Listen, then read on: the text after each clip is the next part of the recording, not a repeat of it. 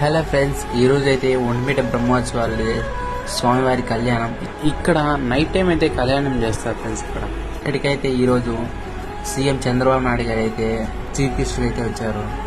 ఇంకా నేనైతే duty pass తీసుకున్నా, కళ్యాణ మండపం అంతా తిరుగుదామైతే అనుకున్నా ఫ్రెండ్స్. ఈరోజు అయితే అండ్ మనకైతే ఎంట్రన్స్లో అయితే ముత్యాలు అయితే ఇస్తున్నారు. అండ్ తినడానికి అయితే ఒక బ్యాగ్ అయితే పులిహోర అండ్ ప్రసాదం అయితే ఇస్తున్నారు ఫ్రెండ్స్ ఇక్కడ. అండ్ ఈసారి డెకరేషన్ అయితే డీడీ అయితే భయంకరంగా చేసింది ఫ్రెండ్స్. అండ్ నేనైతే బ్యాక్ నుంచి అయితే వ్యూ అయితే చూసి చాలా బాగుంది. అండ్ నేనైతే సీఎం సార్ వచ్చిన తర్వాత వెళ్ళా కాబట్టి నన్ను అయితే అలో చేయలేదు ఫ్రెండ్స్ ఫస్ట్ ఫ్రంట్కి వెళ్ళడానికి అయితే. అండ్ ఫైనల్లీ నేనైతే అస్సలు అనుకోలేదు నీ దగ్గరికి వెళ్తానని. మండపం దగ్గరికి అయితే వెళ్ళా డైరెక్ట్గా. స్వామివారి కళ్యాణం అయితే ఇంత దగ్గర నుంచి చూస్తానైతే అస్సలు అనుకోలేదు ఫ్రెండ్స్ అయితే. అండ్ సీఎం సార్ అయితే కళ్యాణం అయిపోయాక తిరుమల లాగా ఇక్కడ కూడా అయితే నిత్య అన్నదాన క్షేత్రం అయితే పెడతానైతే ప్రామిస్ చేశారు ఫ్రెండ్స్ ఇక్కడ. ఫైనల్ గా అయితే నేను కూడా మండపం పైకి అయితే వెళ్ళాను ఫ్రెండ్స్.